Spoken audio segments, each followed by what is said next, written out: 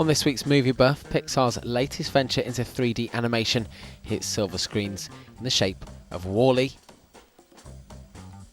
Eddie Murphy returns to cinemas in Meet Dave, and Jamie Winston stars in Donkey Punch.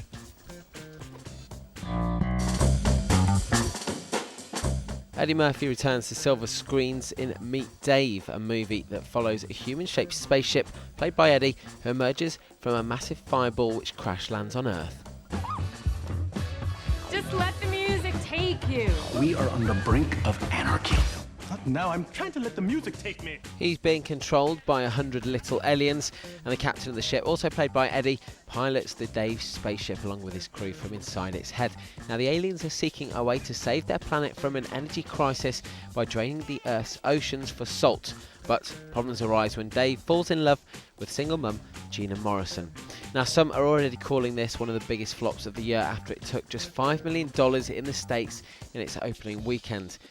Eddie Murphy perhaps thinks this is one best to forget.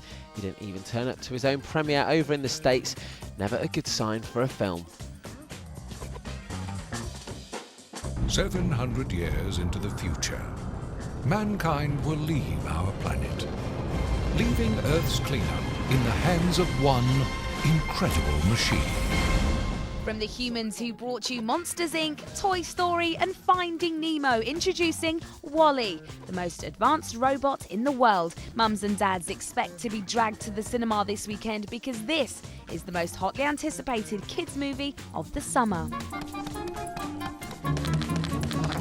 Set in the distant but not so unrealistic future, mankind have deserted Earth and left it in a right mess. While they live on a large luxury space cruise ship, Walle, a garbage collecting robot, is back home clearing up mountains and mountains of rubbish.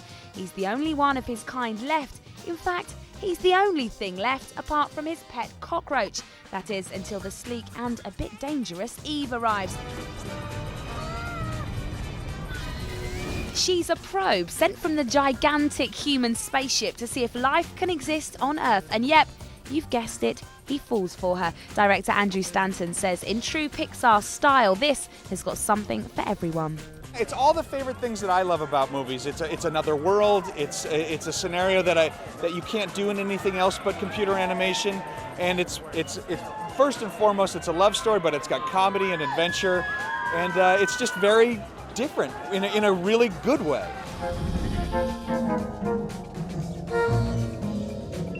While there's not much dialogue for the first 40 minutes or so, there are plenty of weird and wonderful noises to marvel at. The big draw for this movie is Sigourney Weaver, who is the voice of the computer on the luxury space cruiser the humans live on.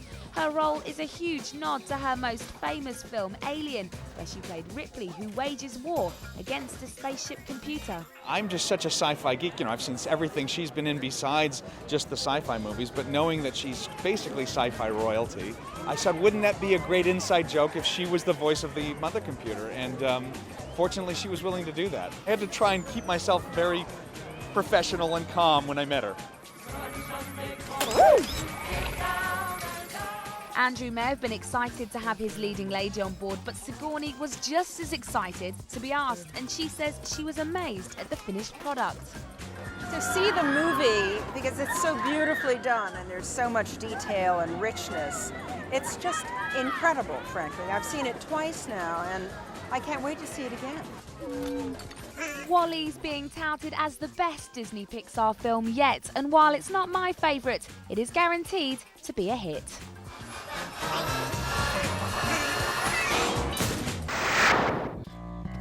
A bit of sun, a bit of sand, a bit of sea, and if you're lucky, a bit of a romance. Sounds like most people's idea of a holiday to remember.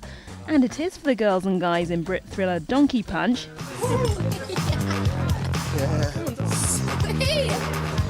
But not for the reasons they expect. Everything's perfect, and then something happens, and everything absolutely deteriorates into hell.